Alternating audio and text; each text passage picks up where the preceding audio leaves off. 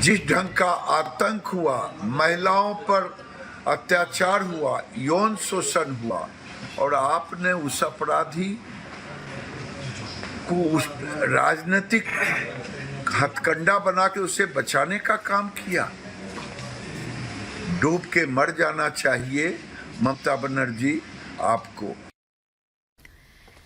और इसी बीच अगली बड़ी खबर आपको बता दें, दिलीप घोष का ममता सरकार पर बड़ा हमला। संदेश खाली में बीजेपी की वजह से एक्शन हुआ है, दबाव की वजह से आरोपी गिरफ्तार हुए हैं। दिलीप घोष ने कहा गुंडों को संरक्षण देती है टीएमसी। बीजेपी सांसद दिलीप घोष का यह बड़ा बयान, और कहा कि टीएमसी यानी कि ममता बनर्जी की पार्टी तृणमूल कांग्रेस गुंडों को संरक्षण देती है, दबाव की वजह से ही आरोपी गिरफ्तार हुए हैं। संदेश खाली में बीजेपी की वजह से ही एक्शन हुआ है, नहीं तो ये पूरा मामला छिपा रहता और गुंडों की कभी भी गिरफ्तारी नहीं हो पाती। क्या कुछ कहा दिलीप घोष ने, आपको सुनवाते हैं।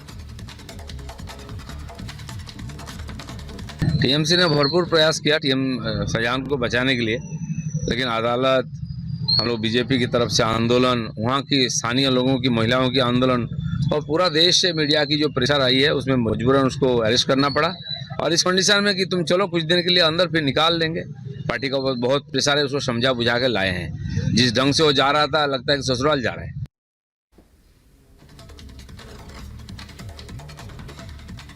और आगे बढ़ते हैं, बात करते हैं प्रधानमंत्री नरेंद्र मोदी के पश्चिम बंगाल दौरे से जुड़ी हुई। बंगाल के दुर्गापुर पहुंचे हैं पीएम मोदी। एयरपोर्ट पर प्रधानमंत्री नरेंद्र मोदी का जोरदार स्वागत किया गया है। काजी नजरुल इस्लाम एयरपोर्ट पर स्वागत हुआ है। दुर्गापुर से धनबाद के लिए अब पीएम रवाना होंगे। दरअसल प्रधानमंत्री नरेंद्र मोदी एक के बाद एक ताबड़तोड़ दौरे करते हुए नजर आ रहे हैं, जिसमें 2 दिन का उनका ये दौरा झारखंड, बिहार और पश्चिम बंगाल से जुड़ा हुआ है। बड़ी अपडेट आपको ये बता दें कि पश्चिम बंगाल के दुर्गापुर पहुंच चुके हैं प्रधानमंत्री नरेंद्र मोदी। आप दुर्गापुर से धनबाद के लिए रवाना होंगे। और ये भी आपको बता दें कि जैसे ही दुर्गापुर पहुंचते हैं पीएम नरेंद्र मोदी, तो जोरदार तरीके से एयरपोर्ट पर उनका स्वागत किया जाता है। तस्वीरें भी हम आपको दिखा रहे हैं। पश्चिम बंगाल को विकास की सौगात देते हुए पीएम नरेंद्र मोदी आज नजर आने वाले हैं, और इसके अलावा भी तमाम तरह के कार्यक्रम का हिस्सा पीएम बनेंगे।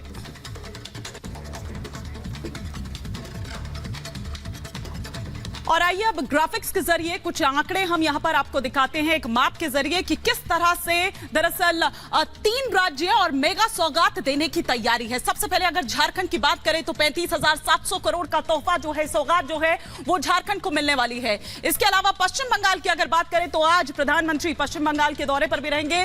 7,200 करोड़ का जो तोहफा है, जो सौगात है, वो पश्चिम बंगाल को दी जाएगी। इसके अलावा अगर बिहार की बात की जाए तो 22,200 करोड़ की सौगात बिहार को भी दी जाएगी। इसी से जुड़ी एक रिपोर्ट हम आपको दिखाते हैं।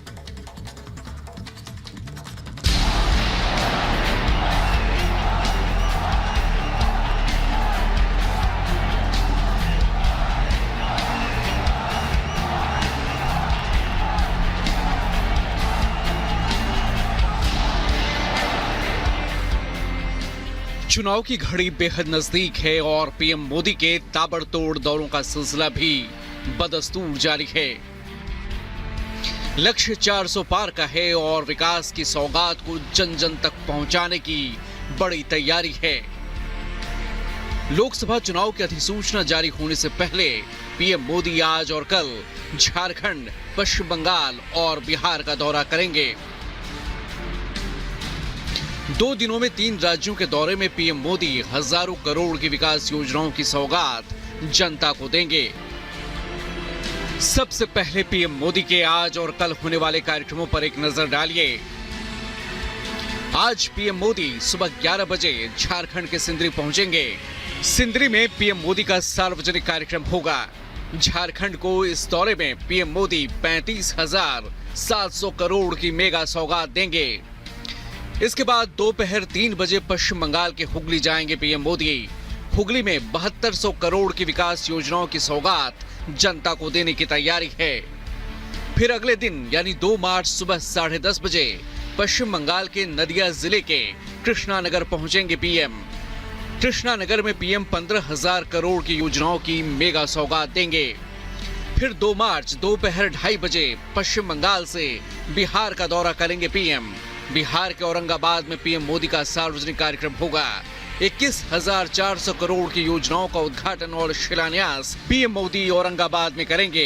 औरंगाबाद के बाद बेगूसराय में पीएम का सार्वजनिक कार्यक्रम तय है। बिहार में 4 नई ट्रेनों को भी इस यात्रा के दौरान पीएम हरी झंडी दिखाएंगे। अलग अलग राज्यों के ताबड़तोड़ दौरों के बीच पीएम मोदी लगातार विपक्षी दलों की नाकामी को जनता के सामने उजागर करते आ रहे हैं। साथ ही एनडीए के मिशन 400 पार की तरफ भी जनता का ध्यान खींचने में जुटे हैं।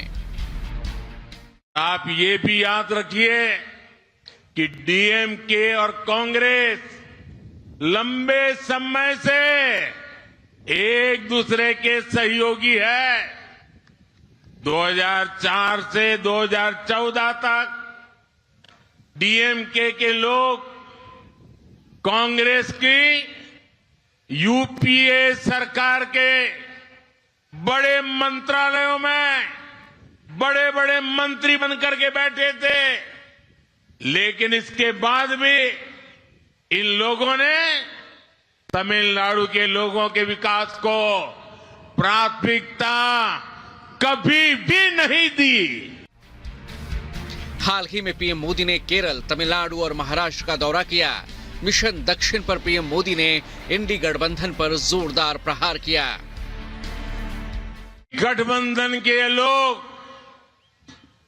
केंद्र में तो अपनी हार मान चुके हैं, लेकिन इनकी कोशिश है कि कैसे तमिलनाडु जैसे राज्यों में लूटने का लाइसेंस बना रहे, लेकिन 2024 में जनता ने मन बना लिया है कि इनकी लूट की हर दुकान पर ताला डालना है। पीएम मोदी के बिहार, झारखंड और बंगाल दौरे पर भी सबकी निगाहें टिकी हैं। खासकर बिहार में नीतीश कुमार के बीजेपी के समर्थन से फिर सीएम बनने के बाद ये पहला मौका होगा जब पीएम मोदी और सीएम नीतीश एक साथ एक मंच पर होंगे। बिहार में सत्ता परिवर्तन के पहले से पीएम मोदी के इस दौरे को लेकर जोर शोर से तैयारियां की जा रही थीं। वहीं पश्चिम बंगाल में चुनाव के ऐलान से पहले पीएम का यह दौरा चुनावी कैंपेन की दिशा तय करेगा। Bureau report, Republic Bharat.